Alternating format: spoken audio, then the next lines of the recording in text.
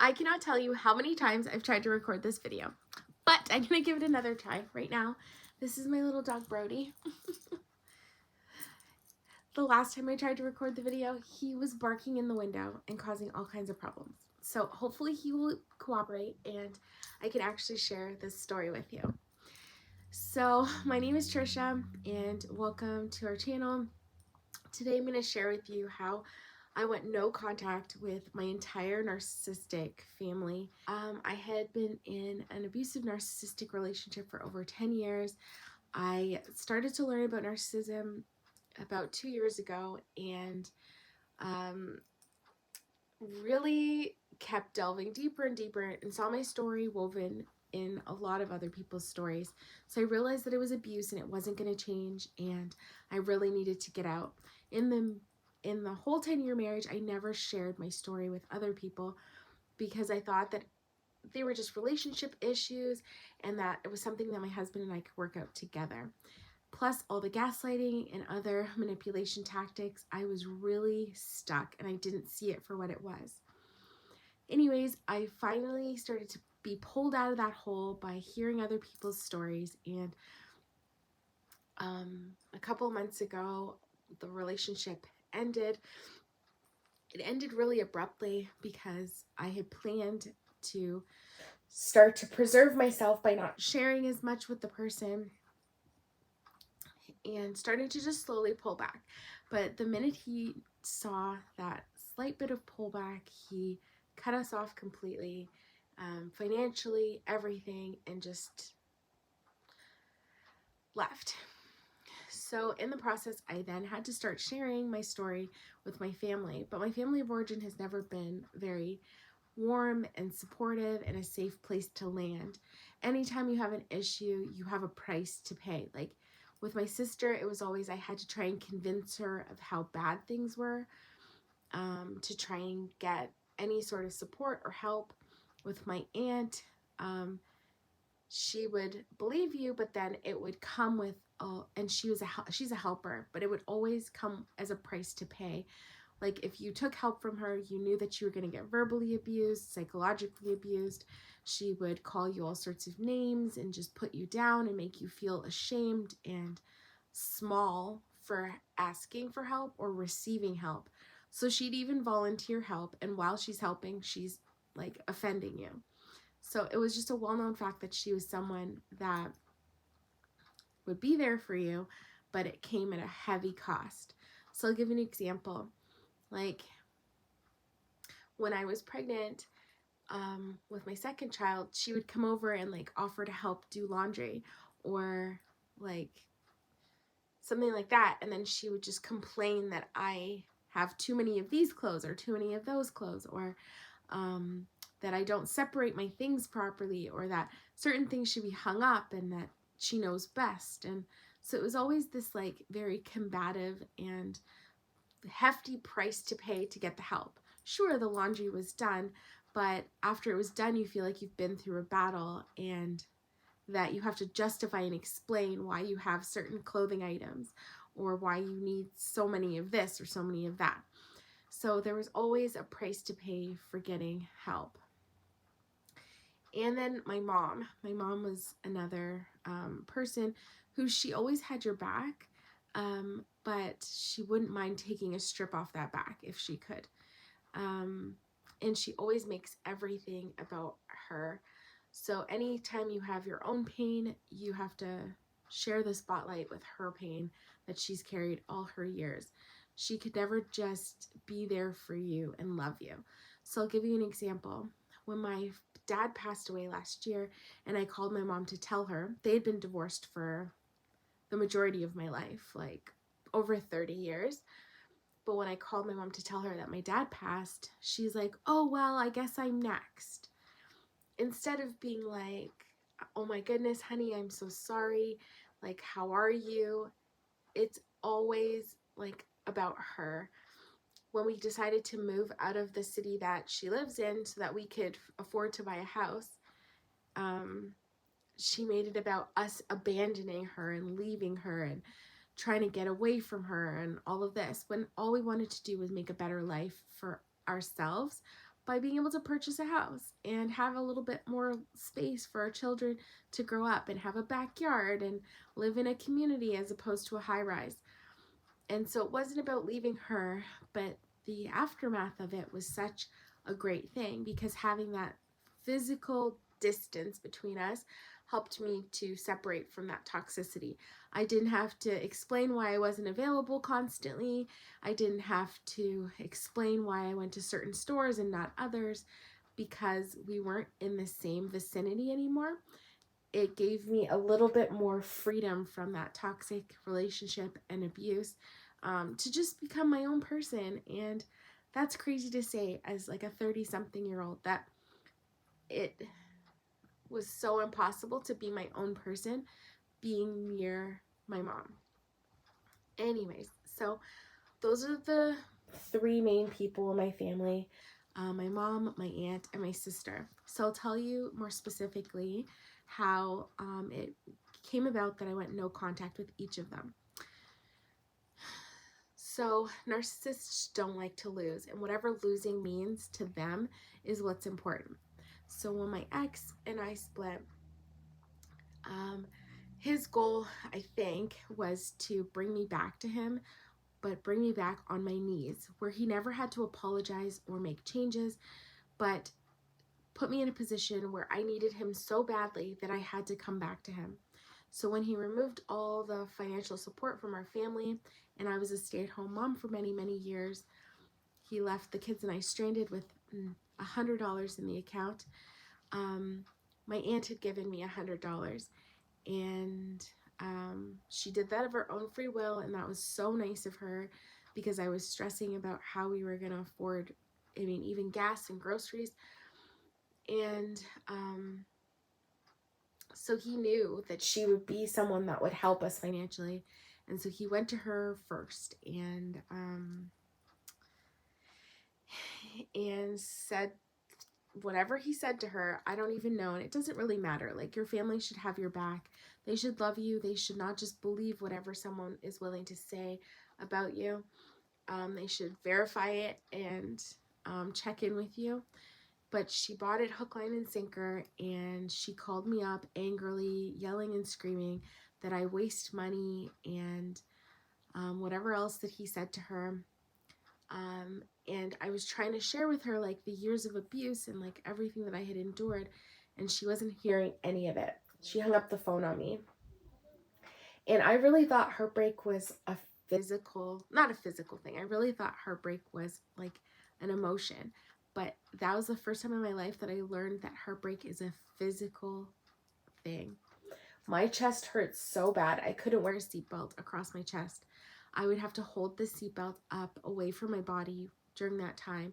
And so I had to, the next day I went, and I knew that I needed to send the money back. I went to the post office, I got a stamp, and I mailed the $100 back to her with a note saying, like, I would rather collect cans than take money from you when you don't believe the abuse that I've suffered and that you wouldn't stand with me when I needed you. I said, don't contact me and don't talk about me ever again. And I put the money in the mailbox and sent it back to her. It wasn't worth my life and my health and my peace to keep that money. I sent it back to her, and a day later, my heart began to recover and I wasn't feeling that physical pain anymore. So that was really good. So that was one member that I was able to very easily go no contact. She made it like an absolute joy to go no contact, to release that toxic relationship, to not have to explain or justify or accept her help because it's actually toxic help, and it came with such a high price to pay that it was not help at all. So I was able to release her and that toxic poison very easily, and the effects were immediate. Like, within the day, my heart began to recover, my chest stopped hurting, and I just felt so much better. So don't keep those toxic, negative people in your life. They will literally kill you. Being in this narcissistic marriage for 10 years, I developed an autoimmune condition. My thyroid was messed up and my adrenal glands were absolutely blown out. My test scores were so poor. My doctor was genuinely concerned about me.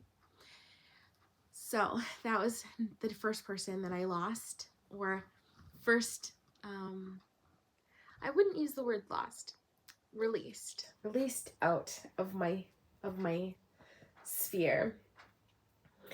The second person was my sister. So when I told her about the relationship breakdown, she kept giving me lip service and saying that she was on my side, but actions speak louder than words. And she continued to she had a really good relationship with my ex. And that's one thing. You'll find that narcs are very charismatic and they also attract one another. So they really enjoy each other's company. And I think it was going to mess up her perfect life and view and enjoyment of the life that she's living to have this person out of my life. Because then it might end up that he's out of her life as well. So when I told her what was going on and the abuse and everything, she kept saying she supports me, but her actions spoke differently. She continued to work with him, and he had borrowed $10,000. Well, he and I had borrowed $20,000 from her before, and I had paid back my 10, and he was going to be doing work for her to pay off his 10. He called her up and convinced her to sue me for the money instead, because he wasn't going to pay it anymore. So again, he was trying to circle me in and just choke me until I gave in and came back to him. I don't have money like that. I don't have any money. And yet, these two had this conversation. And so she messages me and tells me this, and I'm shocked beyond words. So I call her up and I'm trying to figure out what's going on. And she's like, yeah, he and I had a conversation. He said he's not going to pay anymore and that I should sue you for the money. And I just thought it was such a great idea, and I'll just put a lien on your house and then you won't have to worry about it.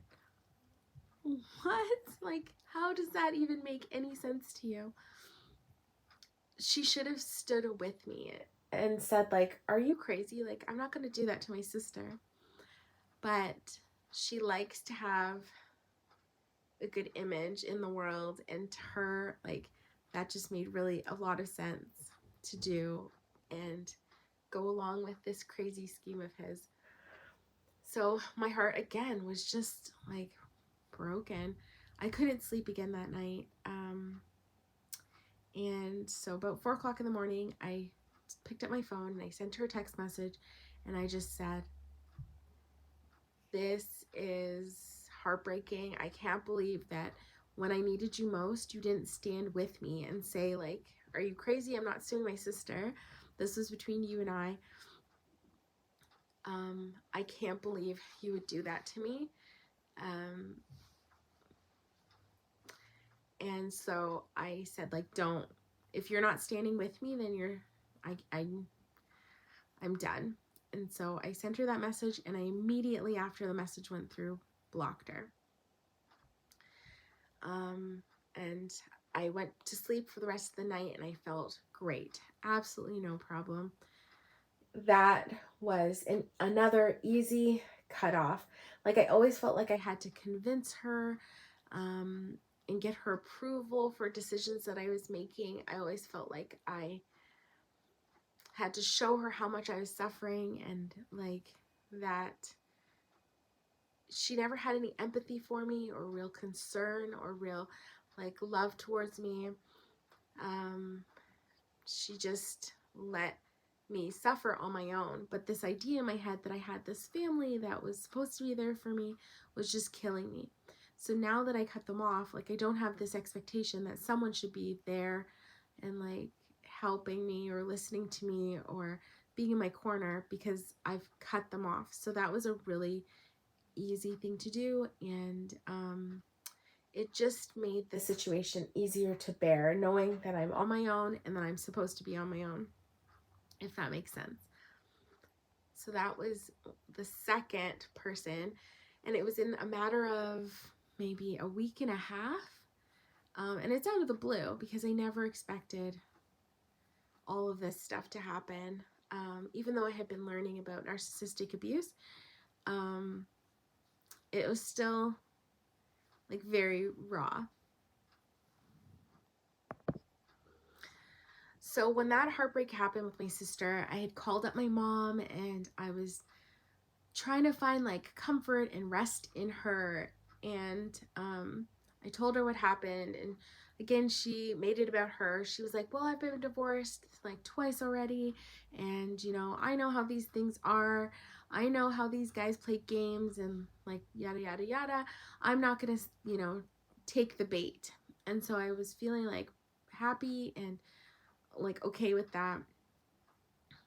And my mom has been a toxic person for a very long time, but I felt like I needed someone, and so I sort of was going to rely on her at that point. So a week goes by or so, and she calls up to talk to my son. So she's talking to him, and she's telling him, oh, your dad loves you and all of this stuff. And I was like, that is so strange. Like, that's out of the blue. Why would she be saying that? And that's like a conversation that doesn't need to happen. Like, it's inappropriate. He should be calling his son and having that conversation. And why would she feel the need to say that or know that or whatever? So after the conversation ended, the next day it was still on my mind. And so I called her, and I was like, hey, like, has he called you? And she immediately like got defensive, and she was like, well, as a matter of fact, he's come to visit me. And I was floored. Like, if somebody has been abusive to my child for years in more than one way and left my child and my grandbabies with nothing, I would not be picking up the phone to chat with them, never mind letting them come over to visit me. Like, it was such a betrayal. Like, it was like as if I didn't matter at all to her. Like, what was more important was having that relationship with him and nurturing it, despite the pain that he's caused me, you know? So when I tried to stand up for myself and say, like, that's not okay, like, you entertaining him and like having him over, and she's like, well, just because you're mad at him doesn't mean that I have to be. What an ultimate betrayal. Like, that is not normal. Like, that is not okay. That is, like, there's no words for it. There's no words. Like, there has been so much abuse on his part, financial, sexual, emotional, psychological, and you accept him into your home, and then you tell me that you don't have to be mad at him for any of that. What the ultimate, like, disrespect to me. And yeah, that was really sad, really sad. So I remember just being taken aback, and I just immediately told her, like, I gotta go. And I hung up the phone, and as soon as the phone was hung up, I just clicked that block button, because she was no longer a safe place for me to, I mean, she had not been in my whole life a safe place for me to rest my cares or find empathy or find love and concern and care.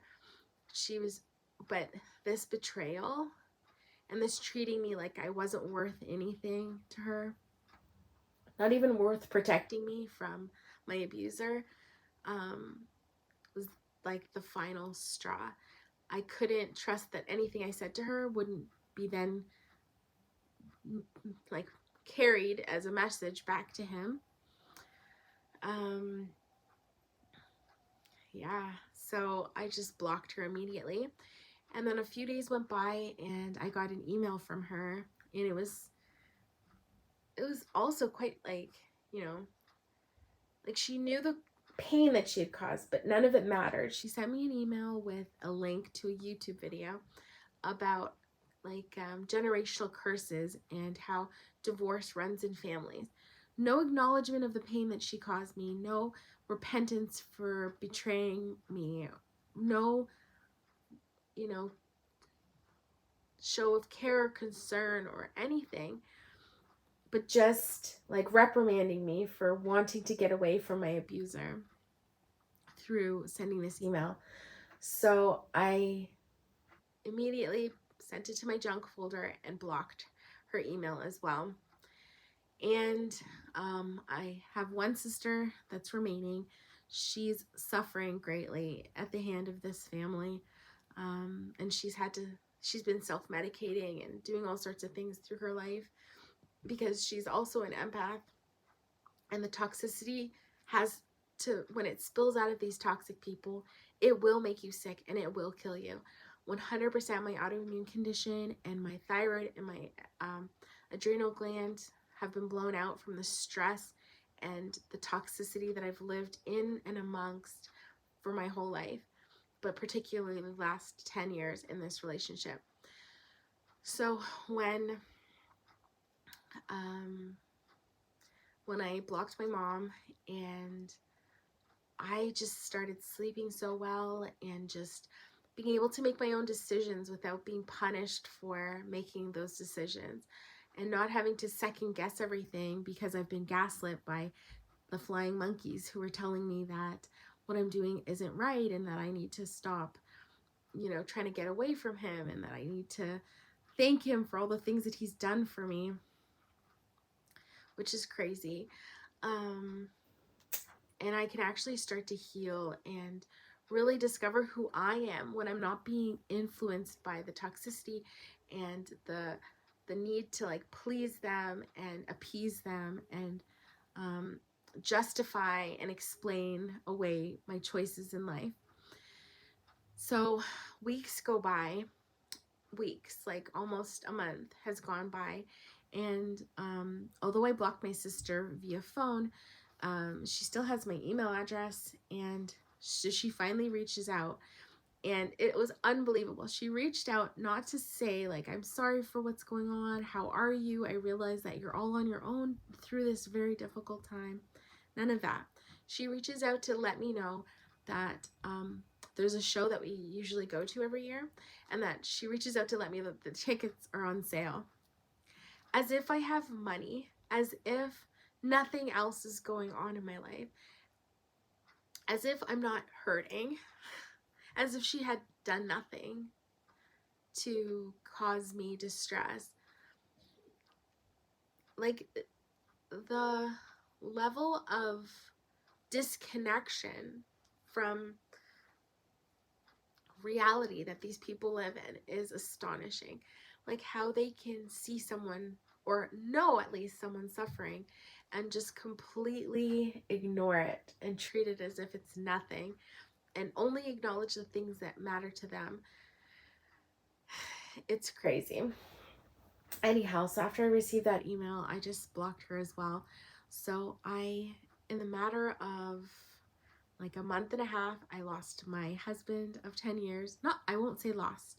I released, because these are all healthy choices that I've made for myself, putting up boundaries and sticking by them and being true to myself and being ready to heal and do better for my own children and live a better life for myself.